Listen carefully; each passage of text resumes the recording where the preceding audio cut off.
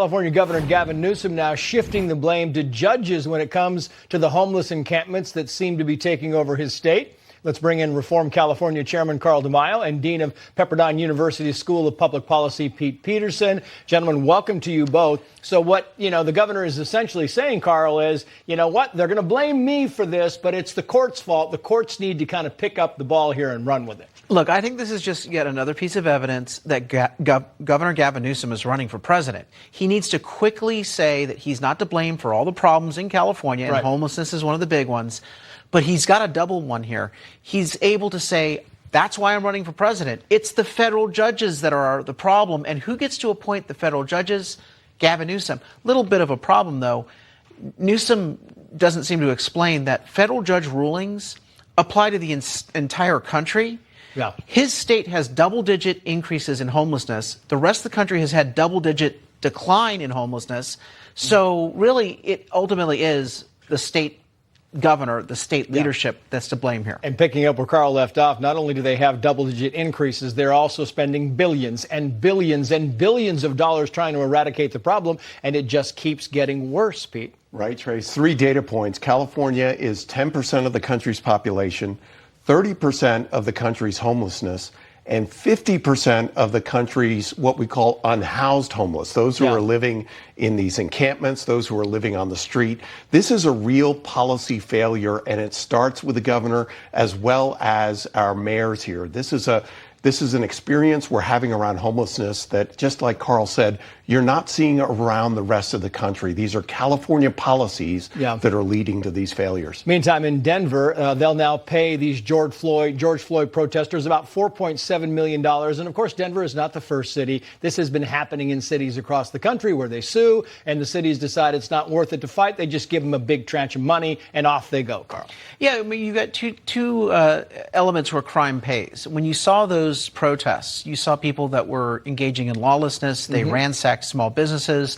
So you're seeing a number of blue cities say, okay, let's throw some money there because you're obviously the victims of what happened. No, they were arrested for breaking the law. Right. That's how the rules work.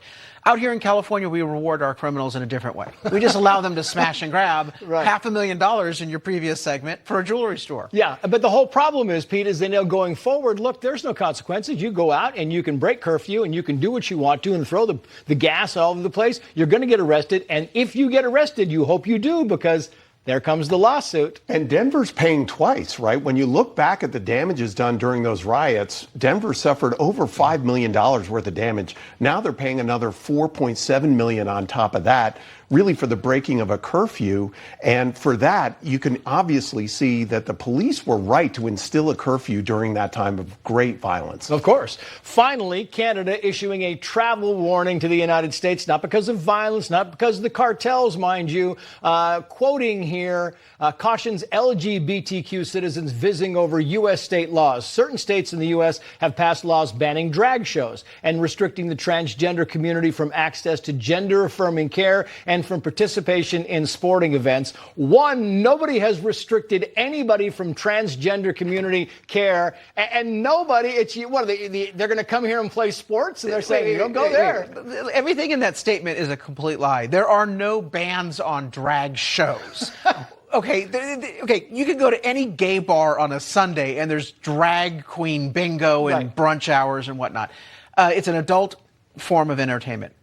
What parents have said is, we don't want drag queen story time for kindergartners. Right. Okay, that just confuses the kids. So, look, Canada, you're an appalling joke. By putting something out like that, it's a complete joke. It's offensive to people actually who know the truth. It's blatantly false, Pete. And the whole concept here is that parents just want to, if your child is transitioning, the school should tell me if something is happening with my child. And now Canada's saying, oh, don't go there. Yeah, just like we saw in that last segment. And of course, this is just political pandering and deflection by Trudeau and many of the Canadian legislatures. Yeah, that's exactly what it is. Pete, Carl, thank you both.